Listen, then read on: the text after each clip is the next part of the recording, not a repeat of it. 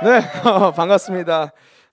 우리 귀한 또 토론토 우리 함께 또 예배하고 있는 우리 지체들 함께 예배하게 돼서 너무 기쁘고 너무 즐겁습니다. 저는 예배하기 전에 마스크를 좀 벗고 함께 예배를 좀 하도록 하겠습니다. 저는 백신을 또 다 맞았고요. 또 우리 현장에서도 원체 방역 수칙을 또 잘 준수를 해주셔서 마스크를 벗고 이렇게 말씀을 좀 나누도록 하겠습니다. 2019년도에 여러분들과 함께 뜨겁게 예배했던 기억이 있는 것 같아요. 2019년도 3월로 제가 알고 있습니다. 제가 토론토에 처음 갔었을 때 3월이면은 한국은 봄인데 여기는 왜 이렇게 추울까? 너무 추워가지고 힘들었던 기억이 있는 것 같아요. 반갑습니다. 여러분 보고 싶어요, 너무. 물론 저는 여러분들의 얼굴 하나하나가 기억나진 않습니다. 그런데 그때 그 분위기와 그때 함께 예배했던 그런 여러분들과 뜨겁게 예배했던 경험들이 여러분들을 너무 그립게 하고 이렇게 합니다. 저를 혹시 모르는 분들을 위해서 제가 간략하게 저를 소개하면, 저는 한국에서 위기 청소년들, 위기 청년들에게 복음을 전하는 사역을 하고 있습니다.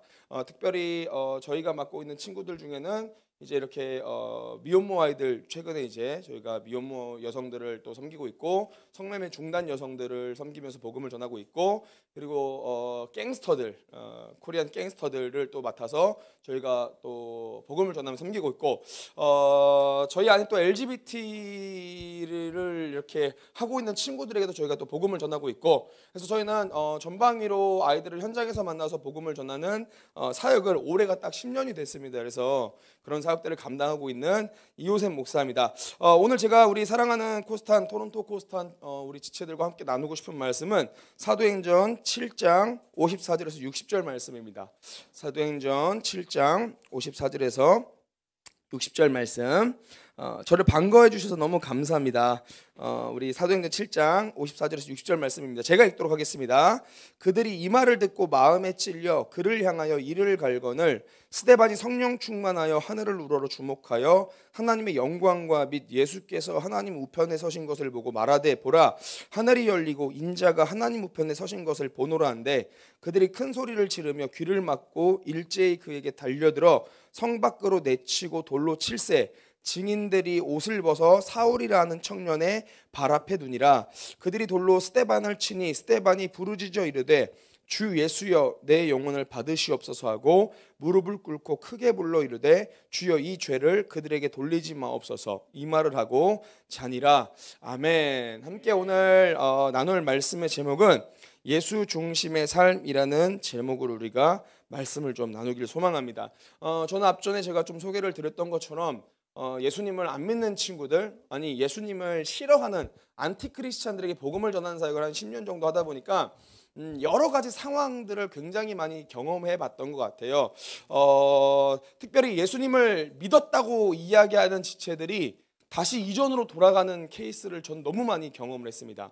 그리고 저희 아이들이, 특별히 성매매 중단 여성들이나 이런 친구들이 만나는 대상들이 또 한국 교회의 직분자인 어른들을 있었던 상황들도 저는 많이 목도를 해요. 그러면 그럴 때마다 제가 어떤 마음이 드냐면, 신앙생활을 하는 게 무엇일지에 대한 이런 고민들과 사실 약간의 회의가 좀 듭니다. 그러면서 제가 한 10년 정도 고민하면서 신앙생활을 하는 우리들의 삶의 어떤 모습에 대해서 몇 가지 좀 정의를 한 게 있는데, 첫 번째가 우리가 신앙생활을 하는 데서 크게 이 세 가지의 모습이 있는데, 첫 번째의 모습을 제가 말씀드리고 싶습니다. 그 첫 번째 모습이 뭐냐면 예수님 없는 삶이 있다라는 거예요. 여러분, 이게 되게 심각한 겁니다. 본인은 그러니까 교회를 다닌다고 얘기를 하고요. 심지어 우리 코스탄들 지체들 중에서도 모태신앙이라고 얘기를 하고요. 가족이 전부 교회를 다닙니다. 그리고 본인 스스로도 종교가 기독교라고 이야기를 하고요. 예수님을 믿는다고 이야기하지만, 근데 문제가 뭐냐면 정작 본인이 예수님을 만나본 적도 없고 예수님과 교제를 해본 적이 없다라는 거예요. 그런 삶이 있습니다. 그러니까 예수님이 들었던 예수님인 거죠. 부모님으로부터 들었던 예수님, 목사님, 전도사님으로부터 들었던 예수님이고 내가 직접 경험한 나의 예수님이 없기 때문에 이런 지체들이 어떻게 살아가냐면 삶은 예수님과는 또 전혀 상관없는 삶을 살게 된다는 거예요. 주일에 와서 예배 한번 하고 온라인으로 영상 시청하면서 그냥 이런 것들을 그냥 듣기만 하고 삶은 그냥 내가 하고 싶은 대로 살아가는 삶. 내 목적에 따라서 내 중심에 따라서 이렇게 살아가는 삶의 결정권이 자기에게 있고 자기를 위해 살아가고 내가 원하는 것을 위해서 살아가고 내 행동에서 나온 결과로 위로와 위안을 받으면서 살아가는 삶이 있다는 거죠. 저는 그렇게 생각합니다. 이거는 종교 생활이지 사실상 예수님 믿는 삶은 아니라고 확신합니다. 여러분 이거는 분명하게 이러한 삶의 끝은 예수님을 경험하고 인격적으로 만나지 못한 삶의 끝은 뭐냐면 성경은 명확하게 사망이라고 얘기합니다. 로마서 6장 16절 말씀입니다. 너희 자신을 종으로 내주어 누구에게 순종하든지 그 순종함을 받는 자의 종이 되는 줄 너희가 알지 못하느냐. 혹은 죄의 종으로 사망에 이르고 혹은 순종의 종으로 의에 이르느니라. 여러분 오늘 로마서 기자가 뭐라고 얘기합니까? 우리가 삶을 살아가면서 누군가의 종이 될 수밖에 없는데 어떤 이는 죄의 종으로 사망에 이르고 어떤 이는 순종의 종으로 의에 이른다라고 얘기한다라는 거예요. 여러분 이거는 우리가 한번 고민해 봐야 됩니다. 내가 진짜 내가 만난 예수님이 있는가? 내가 나를 이끄시고 나와 함께 하신 예수님이 있는가? 내가 그냥 우리가 이런 게 없으면 우리가 교회를 얼마나 많이 다녔다고 한들 예배를 얼마나 많이 했다고 한들 심지어 헌금을 얼마나 많이 하고 우리 교회 목사님과 얼마나 친하다고 한들 여러분 이건 사실 이게 예수님 믿는 삶은 아니라는 거죠 여러분들. 저는 한번 우리의 삶을 고민해 봤으면 좋겠어요. 그럼 두 번째 케이스가 뭐냐면 사실 오늘날 저는 예수 믿는 청년 청소년 세대가 가장 많은 케이스가 이 두 번째 케이스라고 생각합니다. 어떠한 케이스냐면 예수님을 변두리로 두는 삶이 있다는 거예요. 예수님을 믿습니다. 그런데 예수님이 내 삶의 주인 되시진 않는 삶이 있습니다. 그러니까 내가 아직 상태가 내 삶의 주인이 나인 거예요. 예수님께 내 삶의 통치권을 뺏기기가 싫은 거예요. 그러니까 주님은 나한테 그냥 위로자이면 너무 좋은데 주님이 내 삶의 통치권자가 되는 게 싫은 거예요. 내가 죽지 않고 살아서 내 삶을 컨트롤하고 내 삶을 움켜쥐고 내 뜻대로 움직이려고 하는 삶이 있습니다. 그러면 어떻게 됩니까 여러분들? 계속 부딪힘이 생기는 거예요. 주님 뜻대로는 살기 싫어요. 근데 막상 또 내 마음대로 사는 것도 괜시리 한편에 있는 주님 눈치가 보입니다. 그러면서 뭔가 이렇게 자꾸 예수님이 걸리적거려요. 좀 주님 보고 계시니까 내가 내 마음대로도 살지도 못하고 그렇다고 주님 어떤 마음대로도 내가 살기는 싫고 이것에 대한 반복적인 신앙생활이 있다는 거예요. 그럼 여러분 이런 삶에는 어떠한 문제가 등장할까요? 이런 삶은 저는 장담하건대 신앙생활이 절대 행복하지 않습니다. 신앙생활이 너무 힘들고 어려울 뿐더러 문제가 뭐냐면 이러한 삶에는 어떠한 능력도 나타나지 않는다는 거예요. 왜냐하면 능력이란 건 본디 우리들의 행위에 따라서 능력이 나오는 게 아니라 능력은 예수님께 있는데 그 예수님이 내 삶에서 나를 통치하시면서 주인이 되셔야 능력이 나타나는데 그 예수님이 내 삶에는 그냥 새빵살이 하시는 주님인 거예요. 내 삶에서는 그냥 얹혀있는 주님인 거죠. 이런 지체들은 여러분 오해하시면 안 돼요. 저는 그런 질문들을 많이 받아요. 예수님이랑 다시 관계를 회복하고 싶어요. 친해지려고 하는데 어떻게 하는지 모르겠어요. 노력은 하는데 예수님과 안 친해져요. 이런 질문을 하시는 우리 청소년 지체들이 되게 많아요. 그거는 우리가 사실 한번 근본부터 한번 생각해 봐야 되는 거예요. 우리가 성경을 많이 읽으면 주님과 친해질 수 있습니까? 예배를 많이 하면 주님과 친해질 수 있고 기도를 많이 하면 주님과 친해질 수 있습니까? 여러분 사람과의 관계는 우리가 노력을 하는 대로 친해질 수 있어요. 우리가 막 열심히 노력하면 친해질 수 있고 그 관계가 개선될 수 있는데 하나님과의 관계에서는 우리가 전제 조건이 있는 거예요. 내 마음속에서 새빵살이 하시는 주님인데 내 삶을 온전히 주인 되시지 않고 통치하지 않으시는데 내가 내 삶을 주인 되어서 살아가는데 아무리 기도를 많이 한다고 한들 내가 내 생각과 내 결정권으로 아무리 예배를 많이 한다고 한들 그게 어떻게 주님과 친해질 수 있냐라는 거죠. 우리의 신앙생활은 이렇지 않은지 한번 우리가 고민을 해봐야 됩니다. 나도 불편하지만 새빵살이 하시는 주님도 많이 불편하실 거예요. 내 삶을 통해서 막 역사하시고 능력을 베푸시고 싶으신데 그 주인된 주권이 나한테 있으니까 주님께서 얼마나 또 힘들어하실지. 그러면 마지막으로 예수님 믿는 삶의 온전한 단계가 무엇일까요? 저는 그렇게 생각합니다. 예수 믿는다고 다 똑같이 예수 믿는 것이 아니라 진짜 예수 믿는 삶의 온전한 단계가 뭐냐면 삶의 전부를 주님께 드린 자가 있다는 거예요. 내 삶의 모든 통치권과 주인 되심이 예수님이신 오늘 말씀의 본문처럼 예수님 중심으로 사는 삶이 분명히 있다는 거죠. 여러분 이러한 사람은 어떠한 상황이든 예수님과 친밀하게 동행합니다. 맡겨진 바 사명을 잘 감당하는 사람이에요. 상황이 이런 사람들이 악화되면 악화될수록 이런 사람은 주님과 함께 하면서 더 크게 빛을 발하는 사람이 이러한 사람들인 것 같아요.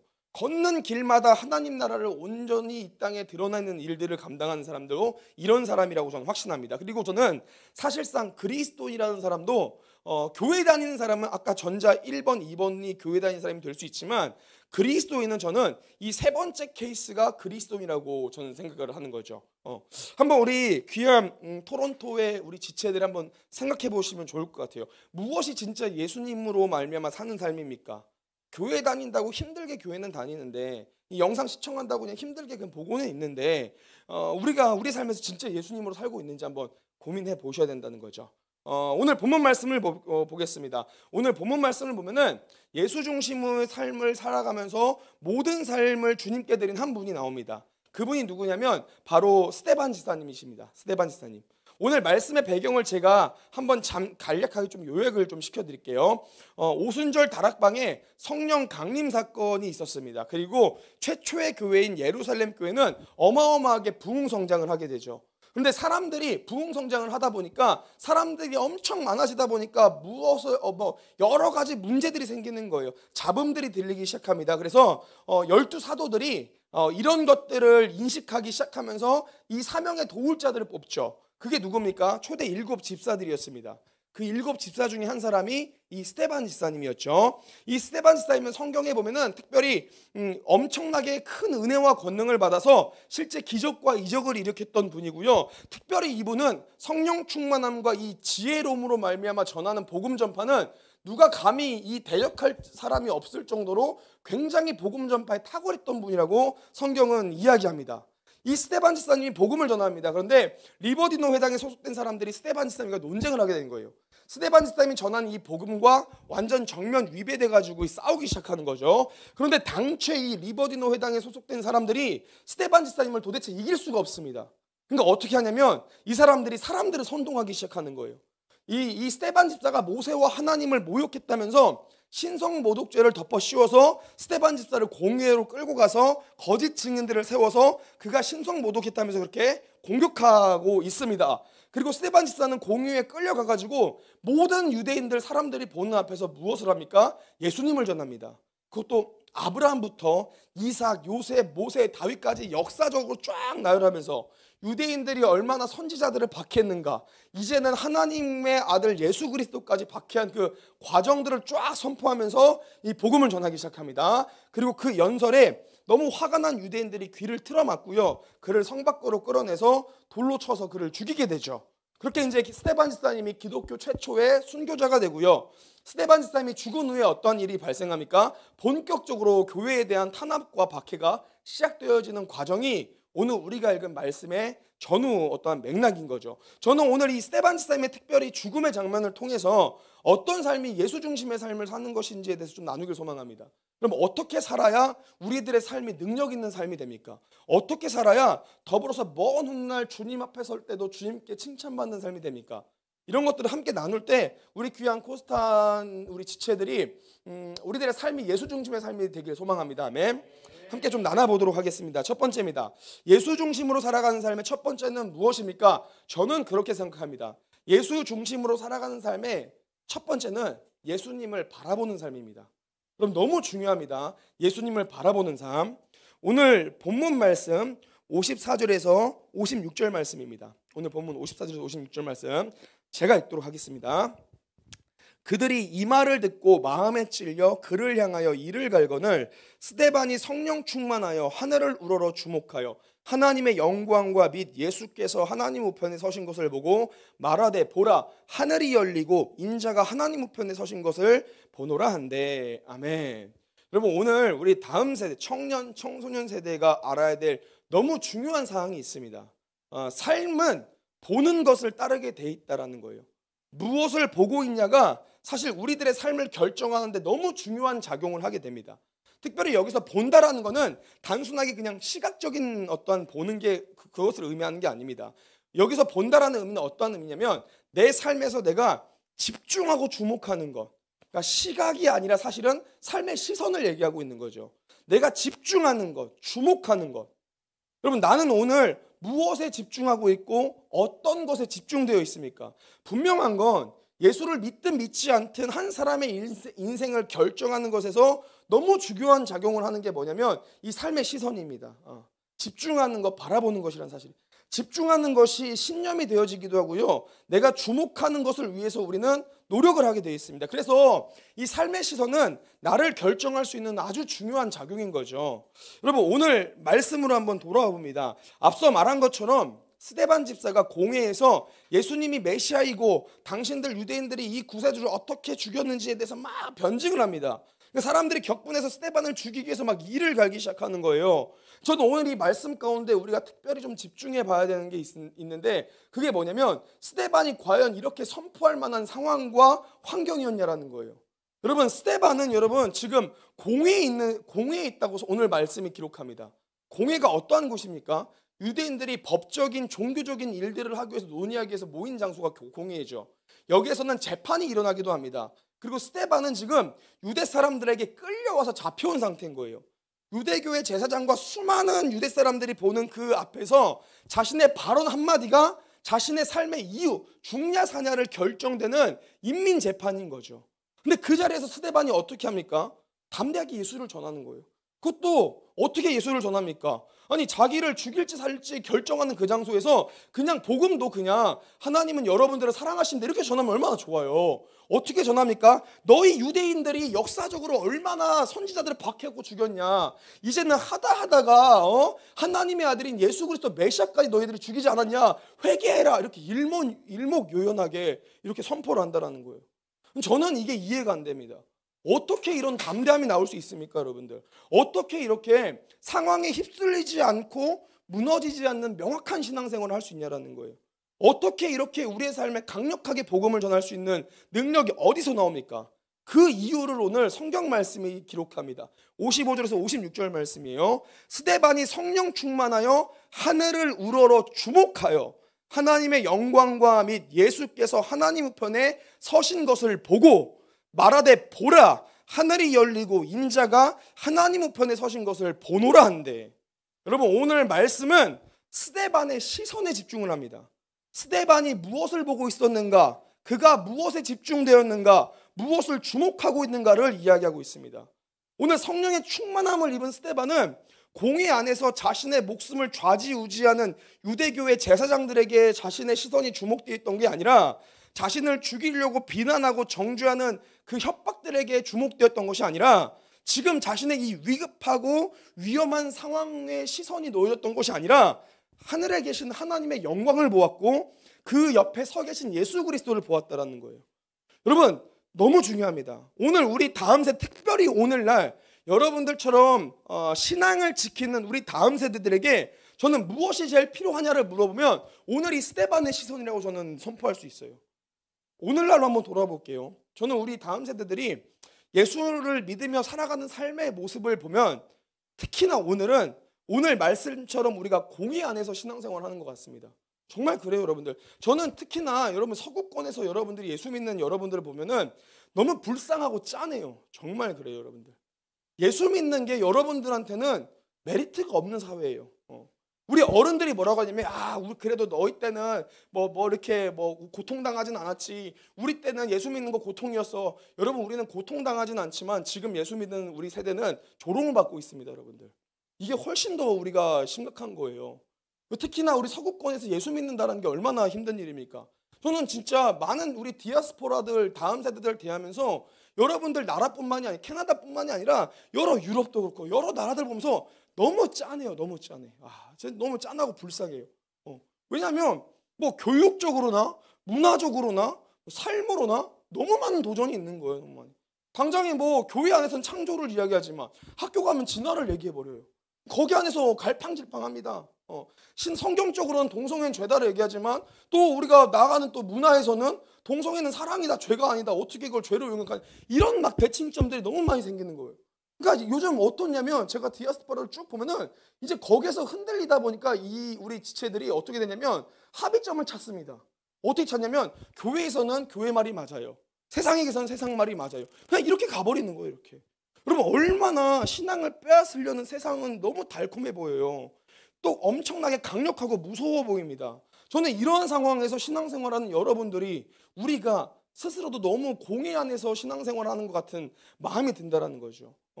생각해 보세요, 여러분들. 공회 안에 갇힌 스데반은 어땠을까요?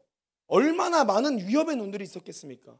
스스로도 본인이 얼마나 많은 타협점들이 떠올랐겠어요. 스데반 씨는 죽고 싶었던 사람입니까? 여러분, 사람뿐만이 아니라 모든 생명체는 생존 본능이라는 게 있어요.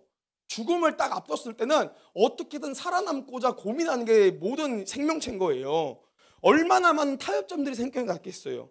얼마나 고민되고 무서웠겠습니까? 그러한 상황에서 스데반 집사님은 무엇을 보았고 무엇에 집중되었습니까? 그리고 오늘 우리는 무엇을 집중해야 되고 무엇을 바라봐야 됩니까, 여러분들?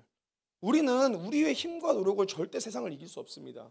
내가 노력해서 세상을 이긴다? 여러분, 그거는 절대 있을 수 없는 일이에요. 세상은 너무 막강합니다, 여러분들. 세상을 이기는 자가 누굽니까? 우리의 노력과 우리의 힘대로 되는 사람이 아니라는 거예요. 성경은 세상을 누가 이긴다고 얘기합니까?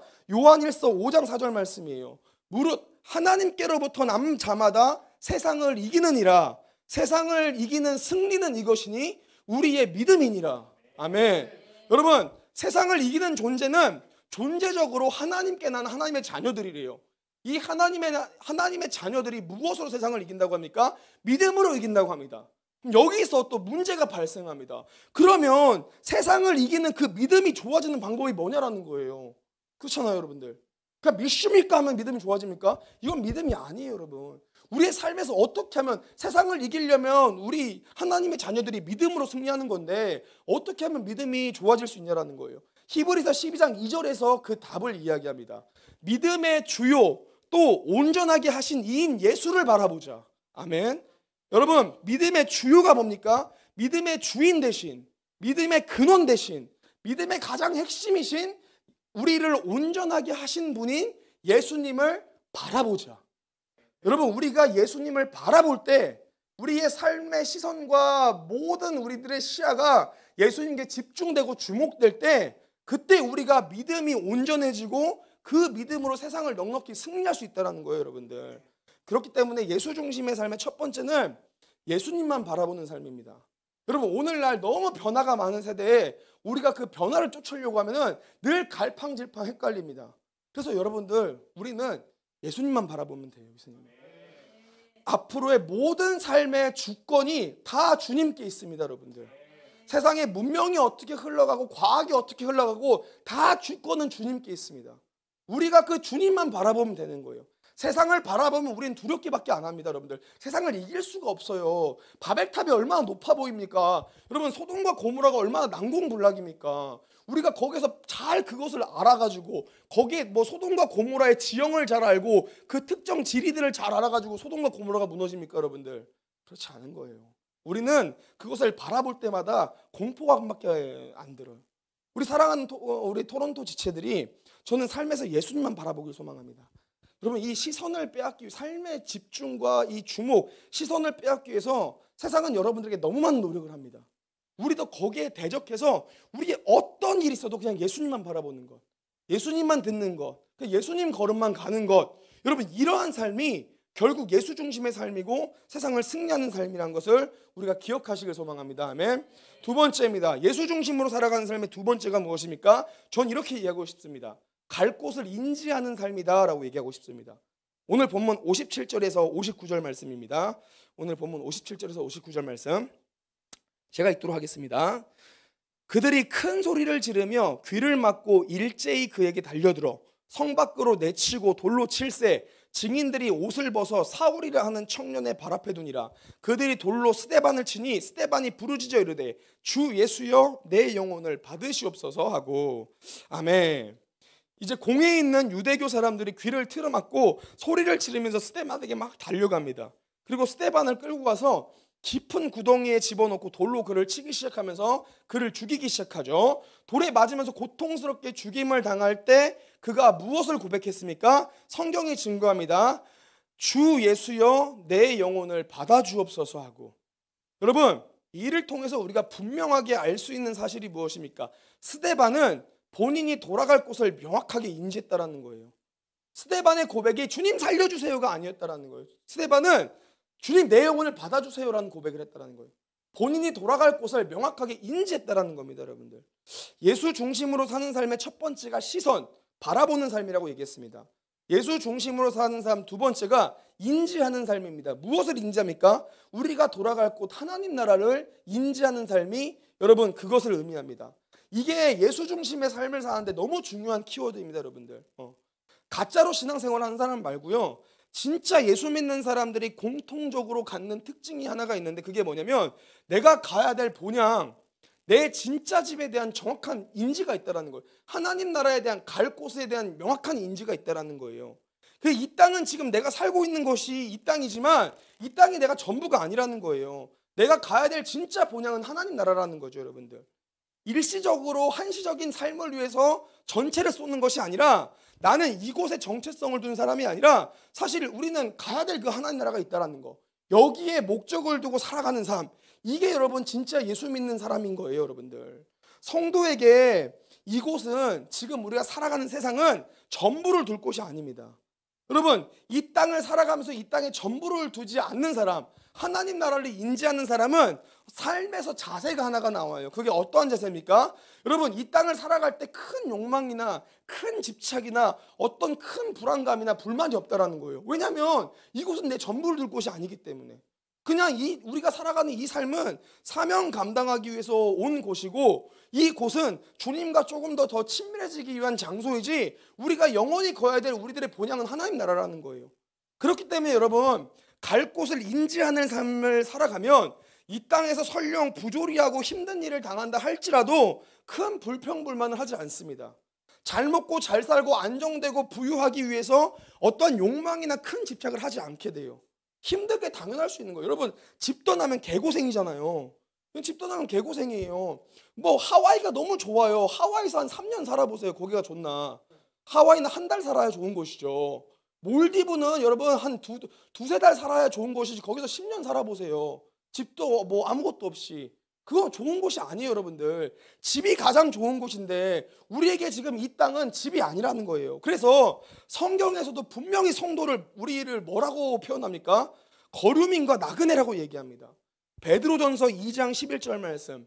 사랑하는 자들아 거류민과 나그네 같은 너희를 권하노니 영혼을 거슬러 싸우는 육체의 정욕을 제어하라. 여러분 거류민이 누구고 나그네가 누굽니까? 거류민은 남의 나라의 영토에 머물며 사는 사람을 거류민이라고 얘기합니다. 나그네가 누굽니까? 자기 고향을 떠나서 다른 곳에 임시로 머물면서 여행하는 사람을 나그네라고 얘기합니다. 이 둘의 공통적인 특징이 있습니다. 그게 뭡니까? 안착하지 못하고요. 어쩌면 안전하지 못할 수 있고요. 돌아다니면서 살아가는 사람이라는 거예요. 왜? 집이 아니니까. 집이 아니니까. 성도는 우리는 세상 사람들과 같은 이 세상을 살아가고 있지만 완벽하게 정체성이 다른 존재입니다. 하늘에 속한 하늘 시민이고 하나님 나라의 자녀이고 우리의 끝은 하나님 나라이며 거기로부터 잠깐 파송한 선교사. 우리는 그러한 개념이라는 거예요. 이것을 우리가 삶에서 어떻게 해야 됩니까? 끊임없이 시마다 때마다 인지를 해야 되는. 그래야 육체의 정욕을 제어할 수 있습니다, 여러분들. 세상은 이 땅이 끝인 줄 알고 살아가고 있어요. 그러니까 어떻게 합니까? 자기 마음대로 살으라고 얘기해요. 메시지가 다 뭐예요? 우리가 삶을 살아가면서 가장 결정짓는 중요한 게 우리들의 행복이래요, 여러분들. 너희들이 행복한 삶을 살아. 너희들이 가장 잘하는 삶을 살아. 너희들이 즐거운 게 정답이야. 세상의 메시지가 다 이래요. 왜? 저는 이해해요. 세상이 끝이 죽으면 끝난다는 믿음이잖아요. 죽으면 끝난다. 믿음 전제 자체가 잘못됐어요. 달라요, 우리는. 우리는 죽으면 하나님 나라를 가지만 그들은 죽으면 끝난다는 전제를 가지고 있어요. 그렇기 때문에 어떻게 합니까? 죽으면 끝나니까 이 세상을 가장 행복하고 재밌게 살아야죠. 혹시 우리 코스탄 지체들 중에도 죽으면 끝난다는 생각을 그게 믿음이 이게 동반된 분이 있습니까? 그러면 여기를 나가셔야 돼요, 지금. 죽으면 끝나는데 왜 이거 힘든 거 하고 있어요? 그냥 즐겁고 재밌게 놀아야지.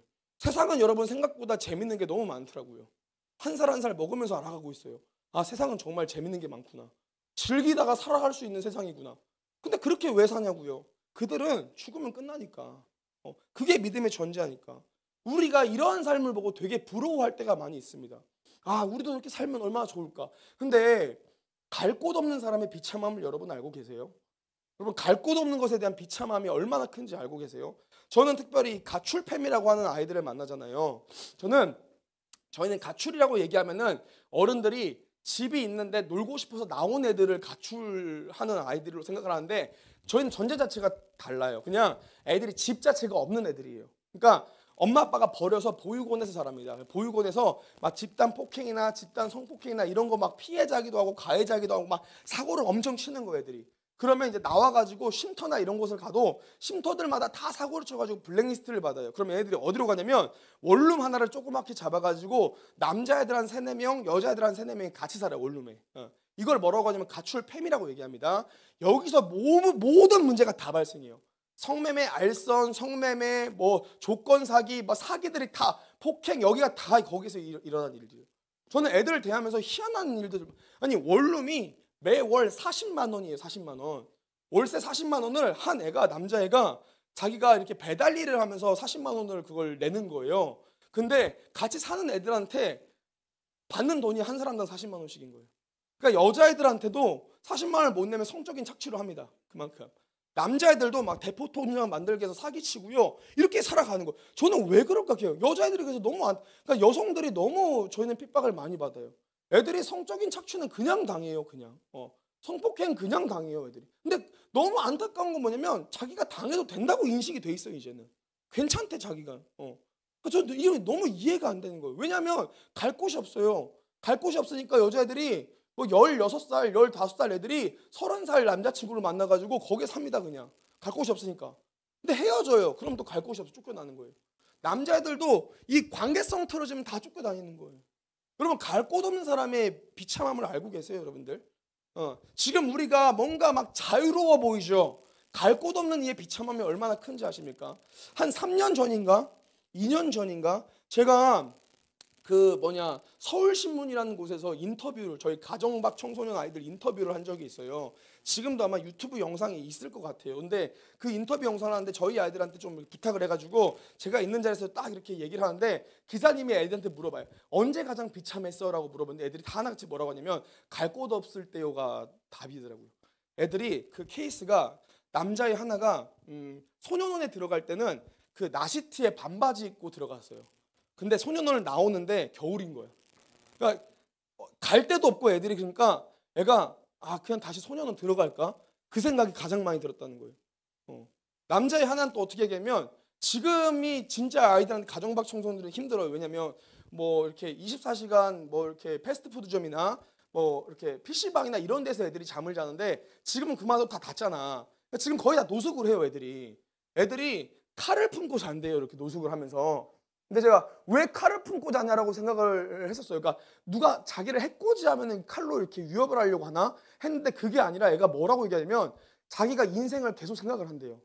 답이 없으면 그냥 자기 자신을 찌르려고 그냥 죽으려고 칼을 품고 잔다라는 거예요. 그걸 제가 들었을 때 너무 마음이 아픈 거예요. 여자들도 마찬가지예요. 저희 가출팸 여자들을 만나면 여자 선생님들이 하는 첫 번째가 뭐냐면 씻기는 것을 가르치는 거예요. 너무 안 씻어요, 너무.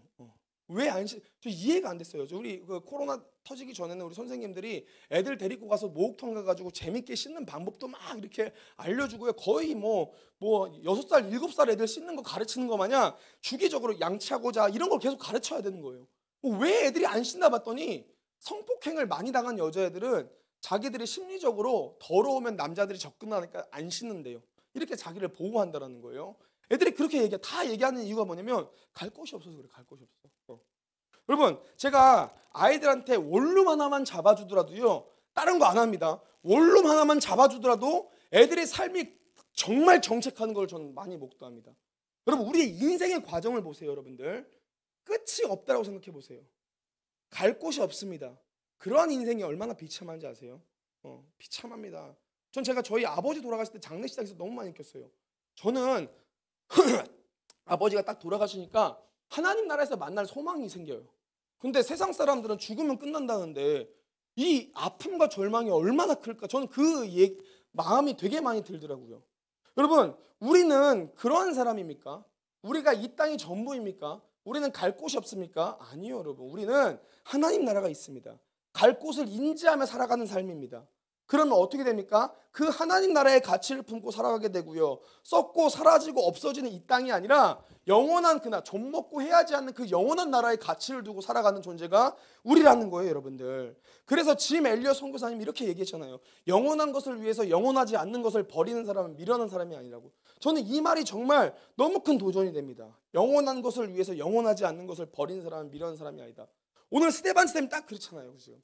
스데반 집사님이 죽고 나서 하나님 나라 간 것 같아요. 그러면 우리가 생각할 때 그가 전했던 복음이 끝난 것 같습니다, 여러분들. 그가 갈 하나님 나라에 그는 가고요. 그가 전했던 복음이 끝난 것 같아요. 그런데 어떻습니까? 끝났습니까, 여러분들? 저는 오늘 본문 말씀 가운데 가장 신비로운 절이 58절에 있다고 생각합니다. 58절 말씀이에요, 여러분들. 성 밖으로 내치고 돌로 칠세 증인들의 옷을 벗어 사울이라 하는 청년의 발 앞에 두니라. 여러분, 이게 어떠한 장면으로 전 느껴지냐면 복음의 1막이 끝나고 제 2막의 주인공이 등장하는 기분인 거예요. 너무 스데반의 하필 옷을 사울이라 하는 청년의 발 앞에 두는 거예요. 이거는 다음 타자가 너다라는 거예요, 여러분들. 스데반을 죽인 증인의 앞잡이했던 사울이 이후에 어떻게 됩니까? 이방인들 위해서 복음을 전하면서 선교하고요. 결국 복음을 위한 순교자가 된 사도 바울이 된다는 거예요. 복음의 다음 장막이 있습니다. 복음은 끝나지 않는 거예요, 여러분들. 영원한 나라의 가치를 품고 살아가는 사람들은 그가 하나님 나라를 갔다 하더라도 그의 인생과 그가 전한 복음, 예수 그리스도의 복음은 결코 이 땅에 사라지지 않고 다음 장막과 다음 스텝으로 이어진다는 거예요, 여러분들. 우리가 어떠한 삶을 살아가겠습니까? 우리들의 삶의 여정의 끝은 예수 그리스도의 품입니다, 여러분들. 우리는 갈 곳이 있는 삶이에요. 귀한 우리 토론토의 다음 세대들이 이것을 우리의 삶을 살아갈 때 인지하며 살길 소망합니다. 그러면 이 지치고 아픈 삶, 힘들고 어려운 삶, 이게 우리 가운데 해결되지 않아도요, 우리는 뭐 그냥 이해될 수 있어요. 주님 해결해 주세요, 해결해 주세요, 해결해 주세요. 안 해결해 주세요. 그럼 뭐 말지 뭐. 왜냐, 우리 이 땅이 전부가 아니잖아요. 하나님 나라가 있잖아요. 제가 너무 사랑하는 구절입니다. 요한계시록 7장 16절 17절 말씀. 특별히 저는 이 요한계시록 17절 요한계시록 7장 17절이 제 카카오톡 그 문구예요. 왜냐하면 저는 제 최근에 하나님께 받은 이 메시지예요. 제가 한번 읽어드릴게요. 그들이 다시는 줄이지도 아니하며 목마르지도 아니하고 해나 아무 뜨거운 기운에 상하지도 아니하리니 이는 보좌 가운데 계신 어린 양이 그들의 목자가 되사 생명수 샘으로 인도하시고 하나님께서 그들의 눈에서 모든 눈물을 씻어주실 것입니다. 아멘. 그럼 이제 최근에 정말 이해하지 못할 사건들을 경험했었어요. 저희가 이제 가출팸에 있던 애들이 저희한테 도움을 요청해서 저희가 집도 해주고 학교도 저희 거리 학교 다니면서 애들이 이제 배우고 의식주와 용돈도 주고 속옷까지 저희는 그런 거 다 해주거든요. 다 챙겨줬는데 남자애 하나 여자애가 눈이 맞고 이제 도망가 버렸어요. 도망가 버렸는데 애들이 도망가가지고 저희가 이제 거의 공황 상태가 됐어요. 멘탈 붕괴가 됐는데 뭐 도망갔으니까 이제 다른 애들 막 챙기고 있는데 한 1년 지났나 애들이 돌아오면서 임신했다는 거 도와달라는 거예요. 저희가 아이들을 그 애들을 낳을 때까지 정말 최선을 다해서 도왔고요. 아이들이 나서도 저희가 그 아이를 어떻게든 책임지고자 노력을 많이 했어요. 근데 저희가 도와주다 보면 애들이 또 거기에 안정감을 가지니까 또 아이를 거의 유기하다시피 방치하고 도망가 버렸어요. 도망가고 최근에 이제 돌아왔어요. 돌아왔는데 둘째가 생겼대요. 그리고 첫째를 입양 보내겠다는 거예요. 첫째의 상태를 봤더니 애가 말도 아니에요. 8개월이 된 애가 100일 된 애보다 키가 작아, 덩치가 작고 애가 여기저기 멍자국이 있고 여기저기 막 머리가 잘린 이런 것들이 있고 애를 딱 여자애인데 애를 딱 봤는데 애가 너무 불안해 보여. 지도 불안한지 8개월짜리 된 애가 하루에 2시간을 잔대요. 이거는 진짜 말이 안 돼. 우리 부모님들은 이거 보면은 말이 안 되는 일이에요. 말이 안 되는 일. 애가 불안해하는 거예요. 애가 왔는데 감정도 없어요. 애가 그냥 배고파도 칭얼대지도 않아요. 저희가 집에 데리고 가지고 위험하니까 얘 막 먹이고 얘들한테 와가지고 야 목사님이 내가 빚내서라도 너의 집 해줄게. 너네 일자리 다 만들어줄게. 너네 어떻게든 너희 다 도와줄게. 그러니까 제발 애 데리고 살아 했더니 그 말이 느껴서 애 데리고 그냥 도망가 버렸어요. 도망가 버리고 얘를 이제 최근에 엊그저께 이제 보육원으로 입양 보냈다라는 거예요. 보육원으로 입양 보냈다는 거예요. 보육원에 2학년 되는데 애 남자애 여자애가 다 보육원 초년생들이에요. 근데 자기 자녀를 다 보육원으로 입양 보낸 거예요. 보육원에서 어떠한 일을 당하는지 어떤 그 보육원 잘하는 애들이 어떠한 마음으로 보육원 가면 사실 입양도 잘 안 되거든요. 그러니까 이게 막 제가 마음이 무너지면서 진짜 너무 많이 힘들었어요. 너무 많이 힘들면서 하나님께 막 그렇게 막 왜 내가 이런 사건을 경험해야 되는지 거기에 대해서 막 물었는데 주님께서 주셨던 말씀이 이 말씀이었어요. 특별히 제가 딱 꽂혀선 게 뭐냐면 하나님께서 그들의 눈에서 모든 눈물을 씻어 주실 것입니다. 그럼 저희 너무 위안이 되더라고요. 제가 뭐라고 결단했냐면 하나님, 제가 이 땅을 살면서 사명 감당하다가 우는 일은 없을 겁니다. 저는 이렇게 제가 고백했어요. 제가 하나님 나라 딱 가서 주님 딱 대면했을 때 그때 펑펑 울 테니까 말씀처럼 제 눈물을 주님이 씻어 주실 것이라 믿습니다. 여러분, 우리는 이 땅에 한정돼서 이 땅이 전부인 사람이 아니라는 것을 기억하셔야 돼요. 우리는 하나님 나라가 있어요. 갈 곳. 그러면 이 하나님 나라를 우리가 꿈꾸며 살아갔을 때는 이 땅의 모든 부조리들이 사실 하나님이 공평하시다라고 고백할 수밖에 없는 명확한 그 선포가 되어진다는 거예요. 우리 귀한 코스탄들이 저는 삶에서 하나님 나라를 인지하며 살아가시길 소망합니다. 아멘. 마지막입니다. 마지막, 예수 중심으로 살아가는 삶의 마지막은 예수님을 닮아가는 삶입니다. 저는 오늘 60절 말씀을 읽어드리겠습니다. 무릎을 꿇고 크게 불러 이르되 주여 이 죄를 그들에게 돌리지 마옵소서. 이 말을 하고 자니라. 예수 중심으로 사는 삶의 첫 번째가 시선, 바라보는 삶이라고 했습니다.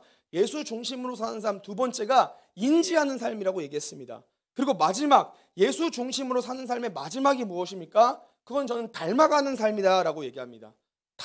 누구를 닮아갑니까? 예수님을 닮아가는 삶이겠죠. 그럼 고민해 봅니다. 어떻게 하면 예수님을 닮아갑니까? 제가 이제 여러 나라들을 다니면서 제가 되게 독특했던 것 중에 하나가 뭐냐면 카톨릭 배경에 있는 나라들, 특별히 동남아시아에 있는 카톨릭 배경의 나라들이 되게 신앙이 독특하더라고요. 그들의 신앙이 보니까 1년에 딱 한 주 신앙생활이에요. 언제냐면 고난주간이에요.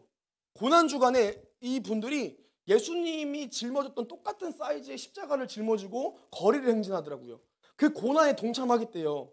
그러면 심지어 어떤 분은, 여러분 기사 찾아보세요. 매년마다 그 십자가에 직접 똑같이 못 박힌 사람들도 있어요. 그 고난을 동참하겠다는 거예요. 여러분, 이렇게 하면은 예수님을 닮아가는 겁니까? 저는 절대 아니라고 생각해요. 예수님처럼 우리가 막 머리를 기르고 막 이렇게 누적대기를 입고 그러면 예수님 닮아가는 거 아니겠죠. 뭐 개인적으로 저는 좀 로망이 있어요. 예수님 머리에 대한 로망이 있어서 제 드림 헤어입니다. 저는 인생에 정말 꼭 한번 해보고 싶어요. 저는 진짜 제 노년에 대한 롤모델이 있어요. 그 하나님 앞에 아직 해결되지 못한 그 육체적인 그 시선이 있어요. 저는 하나님 그 할아버지가 돼도 그 예수님 머리 있잖아요. 예수님 머리. 거기에 핵심이 뭐냐면 염색을 안 해야 돼. 그 하얀색 머리와 회색깔 머리와 검정색 머리가 적절하게 조화된, 알죠?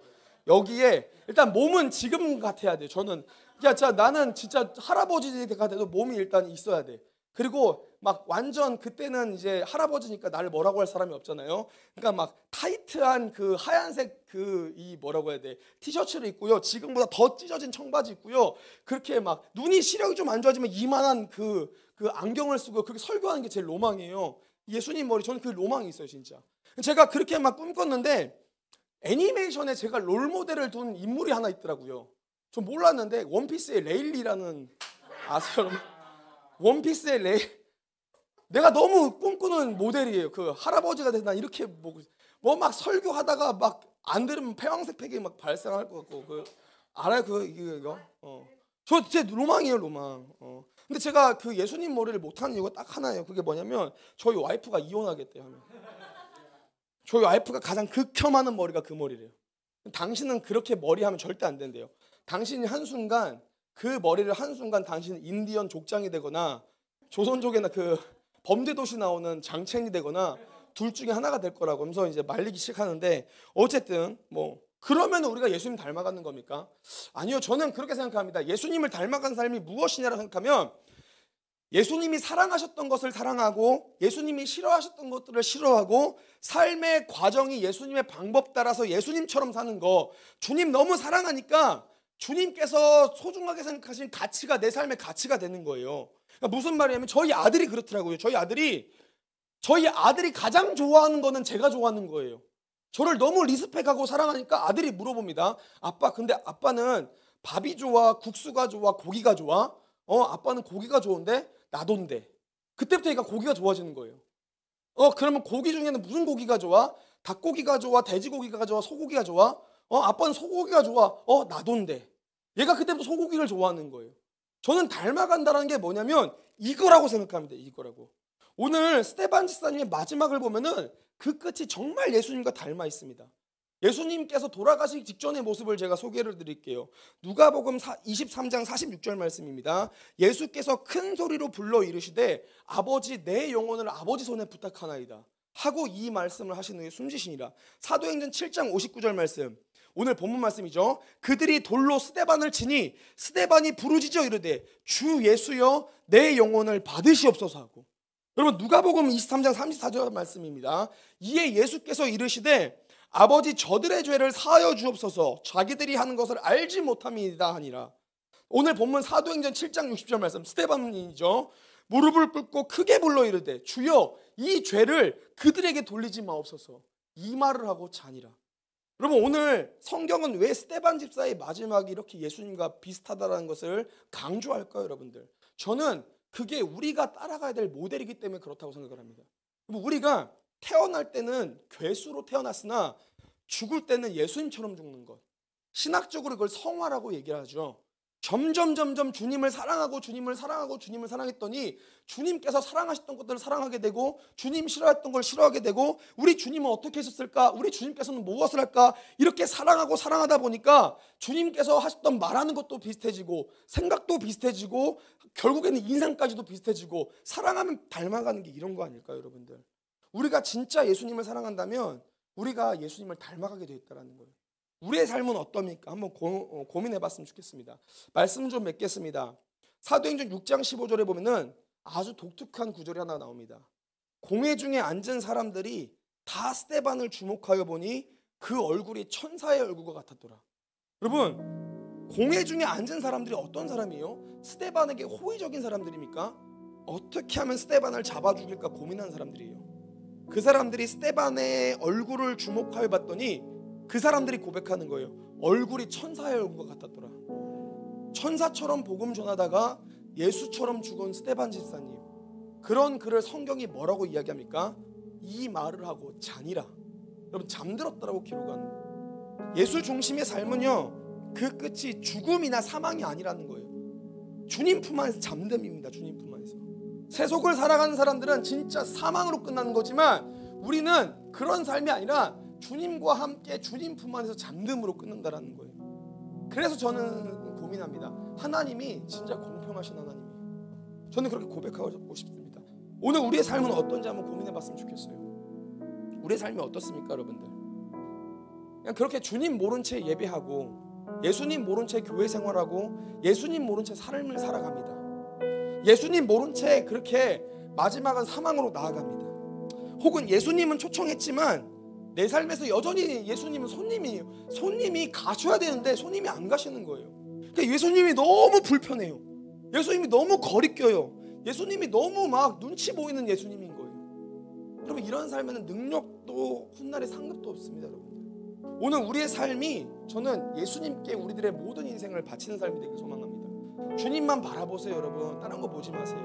세상에 어떠한 문화와 문명과 과학이 얼마나 발전됐든 다 주님 손 안에 있습니다. 우리가 가야 될 게 뭡니까? 우리의 모든 시선을 주목하여 주님 바라보는 것. 그리고 우리가 삶을 사는 과정마다 우리는 이 땅의 전부가 아니라 하나님 나라를 품고 있다는 것. 그리고 그렇게 살아가는 자들, 주님을 사랑하며 살아가는 자들이 결국 주님과 같이 닮아간다는 것 기억하시면서 우리 귀한 토론토의 모든 지체들이 주님을 중심적으로 살아가는 삶이 되기를 간절히 소망합니다. 아멘. 이 시간 잠깐 기도하며 나가셨으면 좋겠습니다. 여러분, 이 시간 기도할 때는 여러분들이 있는 장소에서 주님 앞에서 좀 결단하며 나가시길 소망합니다. 저는 온라인 집회를 이제 여름 사역에 아직 끝나지 않은 일정들을 엄청나게 많이 하면서 제 안에 그런 궁금증이 있었어요. 주님, 온라인에도 주님이 계십니까? 하나님, 이 영상 매체에도 주님이 계십니까? 제가 이 영상 매체로 예배는 한다고 하는데 이거를 그냥 시청만 하고 넘기고 그냥 끝나는 지체들, 주님 진짜 이 영상 매체에도 주님 계십니까? 주님께서 저에게 어떤 응답을 주셨냐면 영상 매체에 주님이 계시지 않다라고 저에게 응답을 주셨습니다. 그럼 주님 어디에 계십니까? 이 영상 매체를 보고 함께 예배하는 예배자의 중심에 계신다라는 마음을 주셨습니다. 여러분, 이게 무슨 말이냐면 그냥 이 영상을, 이 코스타의 모든 일정의 영상을 여러분들이 시청호가 끝난다면은 시청자에서 끝나지만 이 공간에서 함께 드려진 예배에 여러분들이 동참하시면 여러분들이 각자의 개인에 있는 영역에서 말씀 가운데 집중해서 그 말씀과 함께 호흡하고 기도 가운데 함께 호흡하고 함께 이 프로그램들에 동참하면 여러분들이 있는 장소에서 코스타가 열리는 놀라운 일들이 있음을 저는 굳게 믿습니다. 여러분들 이 시간 함께 기도할 때 그렇게 기도하길 소망합니다. 주님, 우리가 훗날 주님 앞에 섰을 때 주님께 부끄럽지 않도록 살아가는 이 모든 삶을 주님께 드리길 소망합니다. 하나님, 주님 마지막 날 주님 뵀을 때 내가 이 세상 삶을 주님과 너무 친하게 살지 않아서 주님을 봤는데 주님이 어색하는 일이 없도록 내가 내 삶의 모든 과정마다 주님도 가까이 가고 주님도 가까이 하며 그렇게도 주님과 가까이 하는 삶 살 수 있도록 허락하여 주셔서 내가 주님 당신만 바라봅니다. 내가 주님 가야 될 그 하나님 나라를 품습니다. 그리고 주님을 닮아가며 이 땅에 주님 나라를 드러내는 그런 일들 가운데 사용되어 주셔서 주님 고백하면서 이 시간 함께 우리가 마음을 결단해서 주님 한번 크게 부르시고 함께 기도하면서 나아가도록 하겠습니다. 주님 찾습니다. 주여 함께 기도합니다. 주님 함께하여 주시옵소서. 우리의 삶을 주님께 드립니다. 주님 모른 채 예배하고 교회 생활하고 삶을 살며 그렇게 주님 모른 채 주님 없는 곳으로 가지 않도록 우리를 인도하여 주시옵소서. 주님, 우리가 주님을 초청은 했지만 내 삶에 여전히 손님으로만 계시는 주님, 왜 안 가시는지 불편한 예수님, 삶에 거리끼는 예수님이 아니라 내 삶을 모두 주님께 드려서 예수 중심의 삶을 살아가서 내가 아버지 주님과 함께 거하고 주님을 사랑하며 주님을 닮아가며 주님 바라보며 우리가 거해야 될 그곳을 우리가 우리 마음 가운데 품으며 그렇게 주 예수님 중심의 삶을 살 수 있도록